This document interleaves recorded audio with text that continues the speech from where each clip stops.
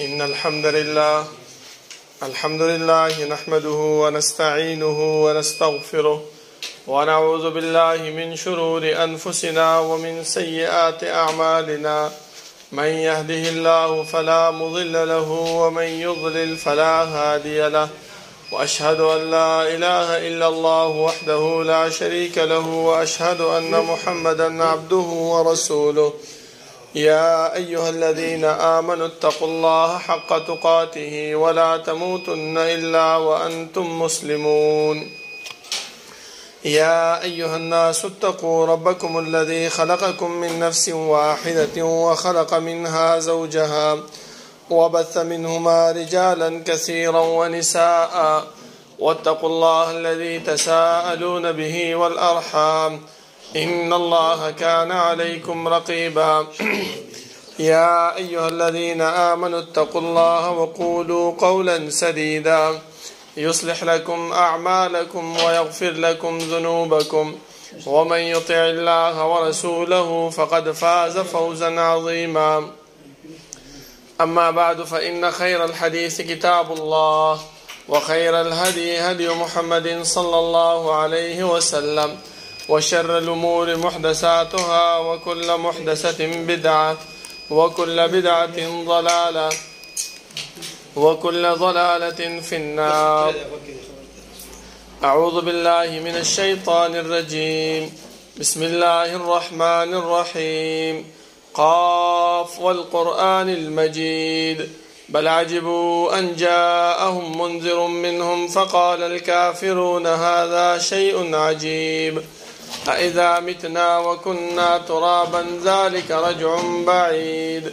قد علمنا ما تنقص الأرض منهم وعندنا كتاب حفيظ. بل كذبوا بالحق لما جاءهم فهم في أمر مريج.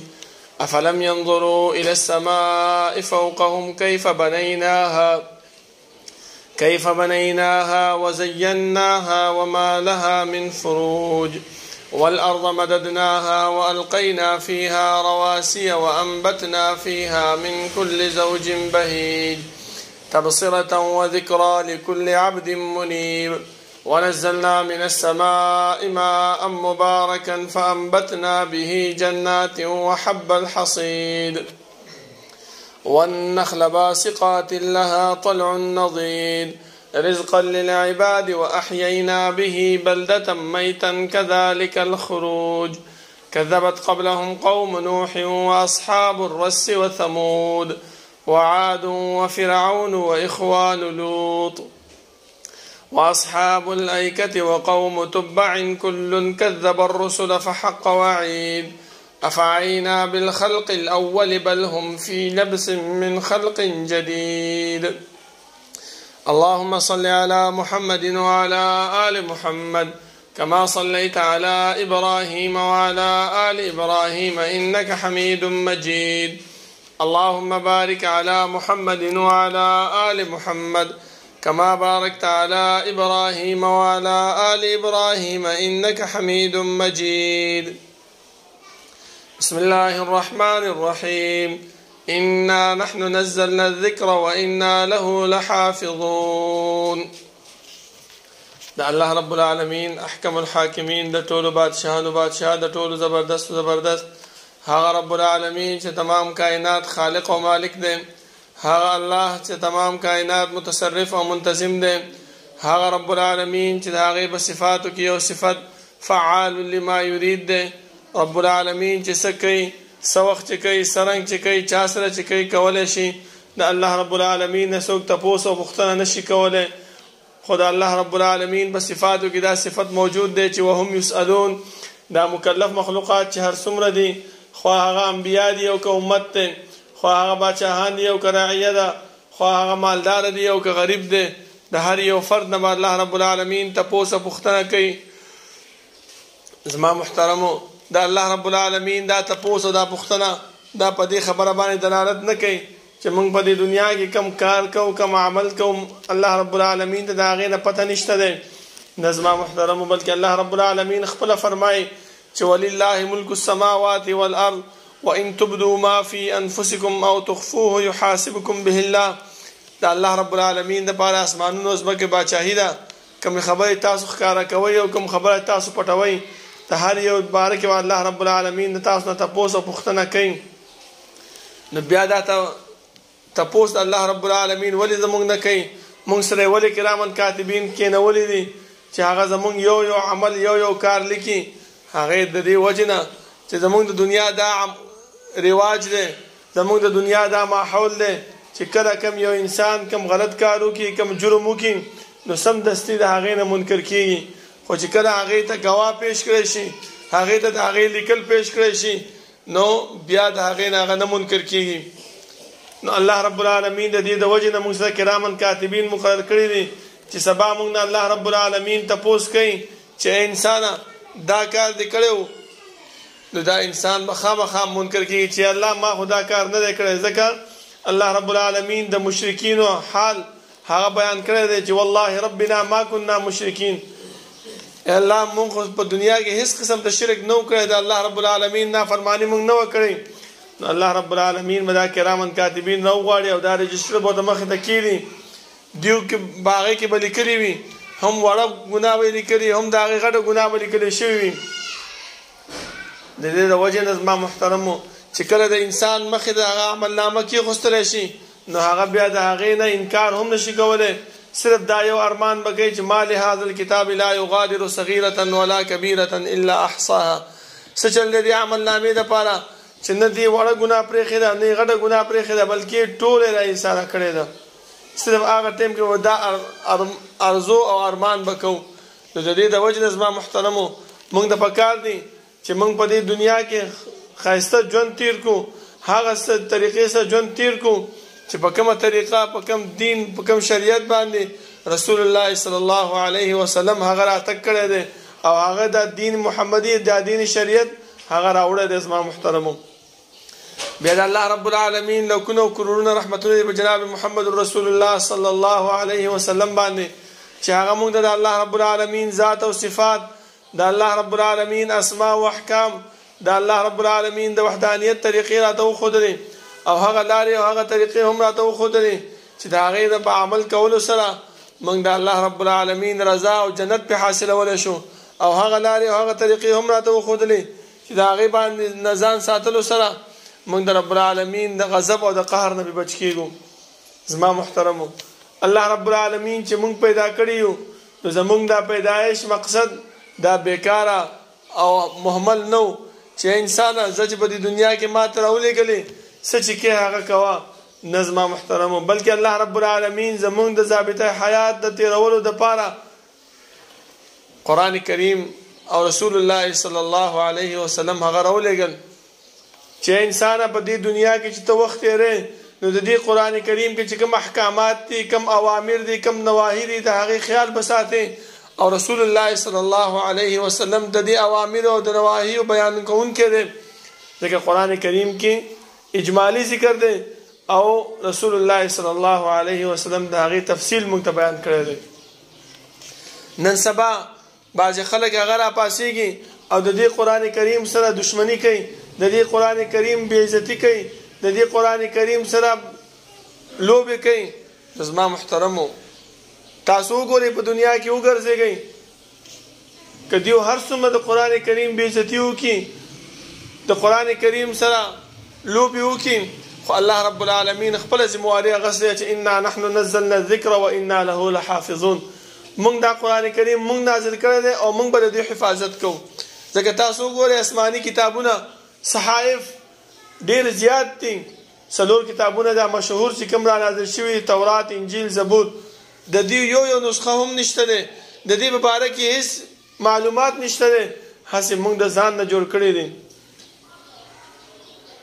ولې الله رب العالمین د هغې د حفاظت ذمواري نه واغستې، خو صرف موږ ته دومره ویلي چې تاسو په دې باندې ایمان راوړئ چې دا آسماني کتابونه د الله رب العالمین د طرف نه نازل کړی شوي دي، او د قرآن کریم حفاظت هغه الله رب العالمین خپل اغستی دی. 1500 کاله تیر شو د قرآن کریم د نزول، او نن هم هغه قرآن کریم چې څنګه دی هماغه شانتې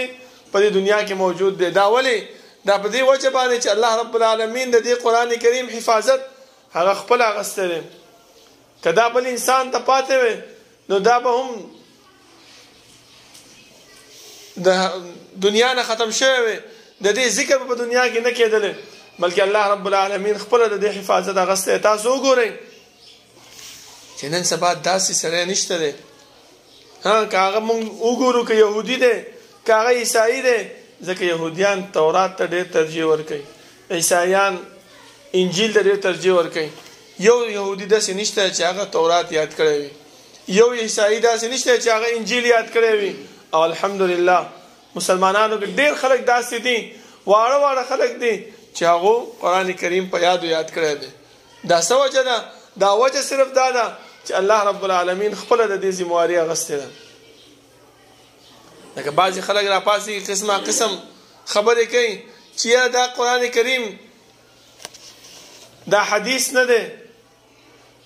دا د الله رب العالمین د طرف نه دی. نو الله رب العالمین په هغه وخت کې 1400 کاله مخکې مشرکین ته دا چیلنج ورکړو چې زه تکړه شئ، تاسو دا وایي چې دا محمد صلی الله علیه وسلم د خپل د ځان نه جوړ کړی دی، خپل د ځان نه راوړی دی. اول خو دې خبرې ته سوچ وکئ چې دا پیغمبر صلی الله علیه وسلم نه لوستونکی دی، نه ویونکی دی، نه لیکل کولی شي، نه لوستلی شي، نه چې کوم دی نو څه لیکلی شي، هېڅ هم نشي کولی. بیا څنګه دا داسې یو عظیم کتاب هغه راوړو او موږ ته یې پیش کړو؟ د دې نه دا معلومیږي چې دا د الله رب العالمین د طرف نه عزتمن کتاب دی، د الله رب العالمین د طرف نه نازل کړی شوی کتاب دی. نو الله رب العالمین بیا چیلنج ورکوي. اول خو دا چیلنج ورکړی دی چې تاسو د دې قرآن په شانتې یو قرآن راوړئ. قل لئن اجتمعت الانس والجن على ان یاتوا بمثل هذا القرآن، که چېرته تاسو انسانان او پیریان ټول راجمع شئ، تاسو ته چیلنج دی د دې قرآن کریم په شانتې قرآن راوړئ. خو دا صرف څه شی دی؟ هغه ضد دی، هغه عناد دی د مسلمانانو سره او د دې قرآن کریم سره. نور هېڅ هم نشته دی. دې قرآن کریم چاته څه تکلیف رسولی دی؟ دې کې خو الله رب العالمین زمونږ د ژوند د تېرولو ضابطه حیات موږ ته بیان کړی دی. دې کې الله رب العالمین موږ ته زمونږ د ژوند د تېرولو اوامر او نواهی بیان کړي دي. دې قرآن کریم خو نه چاته څه تکلیف رسولی دی، نه د چا دین مجروح کړی دی، نه د چا د ذاتیاتو پورې تعلق ساتلی دی. بیا ولې دا خلک راپاسېږي او زمونږ قرآن بې عزتي کوي، زمونږ د قرآن کریم بې حرمتي کوي؟ صرف وجه دا ده چې د دې خلکو د پیغمبر سره، د الله رب العالمین سره او د مسلمانانو سره نالګي ده. وجه صرف دا ده زما محترمو. بیا الله رب العالمین د قرآن کریم چې دا ونړو، بیا ورته وایي فاتو بعشر سور مثله مفتریات، یو لس سورتونه راوړئ. هغه هم چې ونه کړو، بیا ورته وایي چې وان کنتم فی ریب مما نزلنا علی عبدنا فاتو بسورة من مثله، یو سورت خو راوړئ، تکړه شئ، ورکوټه صورت هغه هم پیش نشو. ولی؟ ځکه دا د الله رب العالمین د طرف نه دی او الله رب العالمین د دې حفاظت ذمواري اخیستې ده. د دې حفاظت به الله رب العالمین کوي. او انسان که هر څومره زور ولګوي، که هر څومره دا پیریان انسانان ټول راجمع شي، خو د دې قرآن په شان قرآن نشي جوړولی او نه د دې حفاظت کولی شي. زما محترمو، پکار موږ ته دا ده چې موږ د دې قرآن کریم خیال وساتو، په دې باندې عمل وکړو. دې کې چې کوم اوامر او نواهی الله رب العالمین ذکر کړی دي، په هغې باندې عمل پیرا شو، نو اله به موږ چې کوم دی نو کامیاب به یو. دا ولې غیر مسلم راپاسېږي او زموږ د قرآن کریم بې عزتي کوي؟ دا د دې د وجې نه زما محترمو چې ټولو کې اولنۍ بې عزتي موږ کوو. څنګه کوو؟ ځکه هر سړی به دا سوچ کوي چې دا مولانا څه وایي، موږ خو کله د قرآن کریم بې عزتي نه ده کړې. ځکه چې کله الله رب العالمین د دې یو مثال زه تاسو ته در کوم چې کله الله رب العالمین دغه آیات را نازل کو چې اتخذوا احبارهم ورهبانهم اربابا من دون الله، عدی ابن حاتم رضی الله عنه په هغه وخت کې نوی نوی مسلمان شو او ورته وویل چې ای د الله رسوله، موږ خو د دې خلکو عبادت نه دی کړی، د دې مشرانو د دې پیرانو عبادت موږ نه دی کړی. څنګه الله رب العالمین وایي چې دیو چې دی نو دا پیران او دا مولیان چې کوم دی په خدای توب باندې نیولي نو رسول الله صلی الله علیه وسلم ته فرمای چې آیا دی پیرانو به تاسو ته ویلي چې کوم یو کار به حلالو او دی به تاسو ته ویل چې دا کار مه کوئ دا حرام دی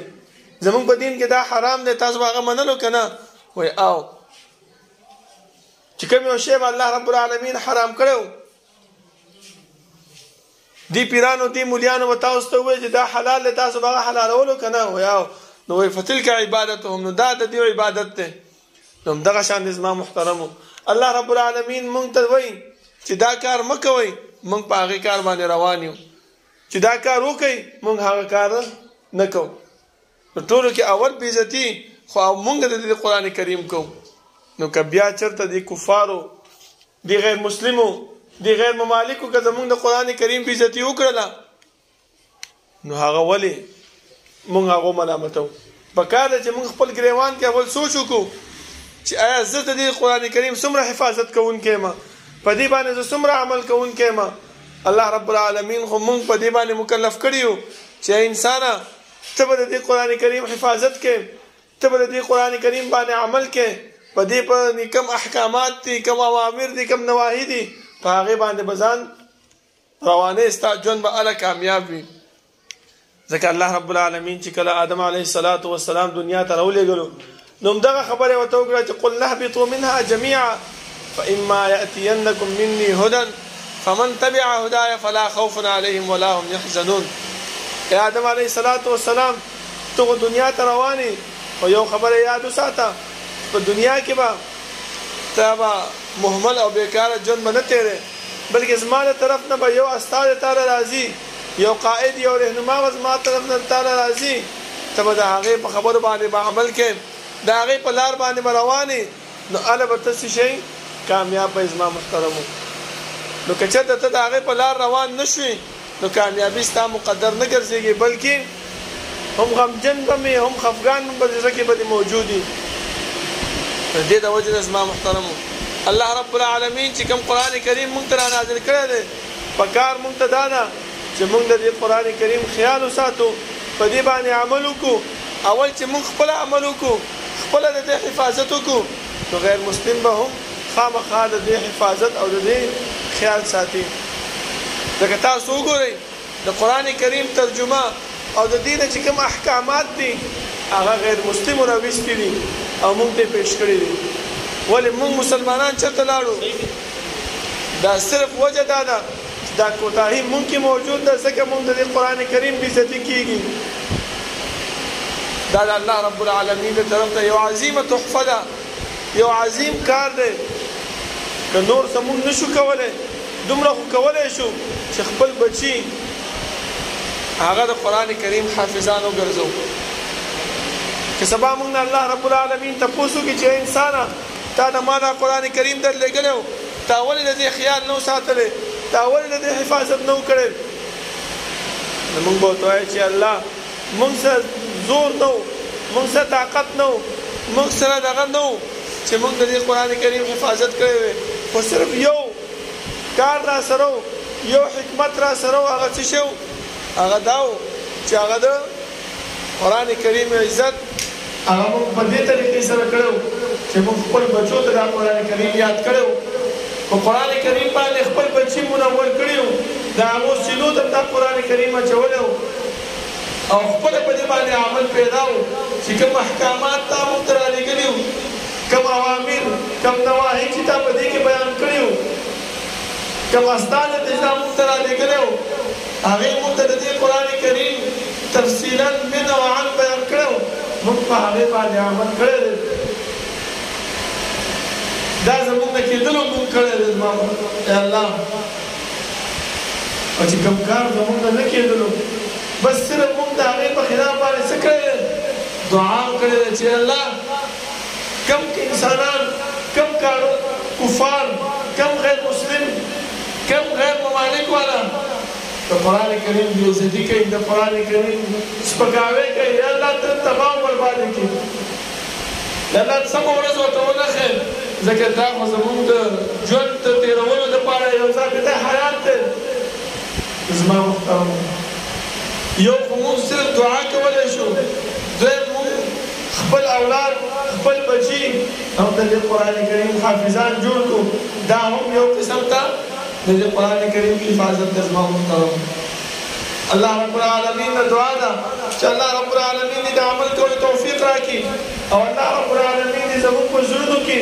د قرآن کریم محبت واچوي او په دې کې چې کوم اوامر او نواهي الله رب العالمین بیان کړي دي د هغې موږ خپله زندګۍ کې راولو او په هغې باندې عمل شروع کړو زما محترمو اقول قولي هذا واستغفر الله لي ولكم ولسائر المسلمين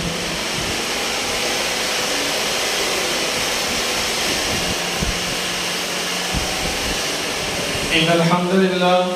الحمد لله نحمده ونستعينه ونستغفره ونعوذ بالله من شرور أنفسنا ومن سيئات أعمالنا من يهده الله فلا مضل له ومن يضلل فلا هادي له وأشهد أن لا إله إلا الله وحده لا شريك له وأشهد أن محمدا عبده ورسوله يا أيها الذين آمنوا اتقوا الله حق تقاته ولا تموتن إلا وأنتم مسلمون يا أيها الناس اتقوا ربكم الذي خلقكم من نفس واحدة وخلق منها زوجها وبث منهما رجالا كثيرا ونساء واتقوا الله الذي تساءلون به والأرحام إن الله كان عليكم رقيبا يا أيها الذين آمنوا اتقوا الله وقولوا قولا سديدا يصلح لكم أعمالكم ويغفر لكم ذنوبكم ومن يطع الله ورسوله فقد فاز فوزا عظيما أما بعد فإن خير الحديث كتاب الله وخير الهدي هدي محمد صلى الله عليه وسلم وشر الأمور محدثاتها وكل محدثة بدعة وكل بدعة ضلالة وكل ضلالة في النار أعوذ بالله من الشيطان الرجيم إنا نحن نزلنا الذكر وإنا له لحافظون زمان محترم کدا غیر مسلم او دا کافر را پاسیږي زمونږ د قرآن کریم څومره هم بېعزتي وکړي خو الله رب العالمین فرمایي چې دا قرآن کریم ما نازل کړی دی او زه به د دې حفاظت کوم خو پکار موږ ته هم دي چې موږ د دې قرآن کریم حفاظت اول په خپل ژوند کې راولو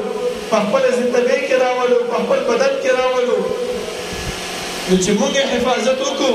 نو انشاءالله غیر مسلم به هم راپاڅېږي او د دې قرآن کریم حفاظت به کوي خو چې کله موږ حفاظت پرېښوستو موږ دا په خپل زندګۍ کې رانهوستو په خپل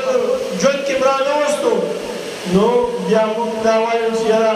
کافر راپاڅېږي او قرآن کریم بېعزتي کوي د قرآن کریم حفاظت هغه الله رب العالمین ذمواري اخیستې ده خو موږ ته یې دا ویلي چې انسانه ستا لپاره هم دا ده چې ته د دې قرآن کریم حفاظت وکړي څنګه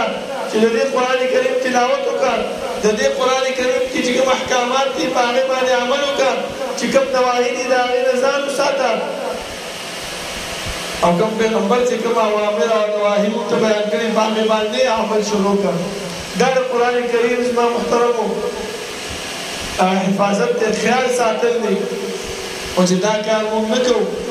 نو څنګه به بهرني خلک غیر مسلم به راپاڅېږي او زموږ د قرآن حفاظت به کوي هغه خو هېڅکله نه کوي ولې هغه خو دي کافر هغه خو دا قرآن مني نه هغه خو دې ته داسې ګڼي لکه یو عام کتاب دی لکه موږ چې یو عام کتاب یو کاپۍ راوالو او هغه وشتو یو هم دا قرآن کریم عام کاپۍ او عام کتاب ګڼي ځکه یې غورځوي خو چې هغوی غورځوي نو درد او تکلیف چاته رسېږي موږ ته رسېږي زما محترم نو که چېرته موږ په دې باندې عمل وکړو او رب العالمین موږ ته رضا شي رب العالمین زموږ نه خوشحاله شي نو هېڅکله به الله رب العالمین د دې کافرانو نظر د قرآن کریم ته متوجه کوي خو دا کوتاهي د چا نه ده زما محترمو دا سستیا د چا نه ده دا زموږ نه ده زما محترمو ولې موږ په دې باندې عمل نه کوو موږ په دې د دې تلاوت نه کوو موږ د دې خواله نه راځو موږ دا صرف د جرګو له ساتلی دی موږ دا قرآن کریم صرف د قسمونو له ساتلی دی چې جمعه ته راشو په دې باندې څه وکړو قسم پرې وکړو نور د عمل لپاره نه یې کړی ساتلی چې یاره په دې کې الله څه وایي او د الله رب العالمین رسول صلی الله علیه وسلم موږ څه بیان کړی دي چې په هغې باندې موږ عمل پیدا شو الله رب العالمین نه دعا ده چې الله رب العالمین زموږ زړونو کې زموږ په زندګۍ کې د دې قرآن کریم حفاظت واچوي او په دې باندې چې کوم احکامات دي د هغې د عمل کولو توفیق راکړي او د دې چې کوم نواهي دي د هغې نه د منع کېدو توفیق راکړي او چې کوم غیر مسلمو د دې قرآن کریم بېعزتي کړې ده د دې سپکاوی کړی دی الله رب العالمین دې هغه ذلیل او خوار کړي الله رب العالمین دې هغه نشت نابود کړي الله رب العالمین دې هغې ته داسې سزا ورکړي چې هغه عبرت جوړ شي د نورو خلکو لپاره چې بیا څوک د دې قرآن کریم بېعزتي او بېاحترامي نه کوي الله رب العالمین دعا ده چې الله رب العالمین د عمل کولو توفیق راکړي ربنا لا تزغ قلوبنا بعد إذ هديتنا وهب لنا من لدنك رحمة إنك أنت الوهاب ربنا اغفر لنا ولإخواننا الذين سبقونا بالإيمان ولا تجعل في قلوبنا غلا للذين آمنوا ربنا إنك رؤوف رحيم ربنا لا تؤاخذنا إن نسينا وأخطأنا ربنا ولا تحمل علينا إصرا كما حملته على الذين من قبلنا ربنا ولا تحملنا ما لا طاقة لنا به واعف عنا واغفر لنا وارحمنا أنت مولانا فانصرنا على القوم الكافرين سوف نبلغ بالعمل المسلمين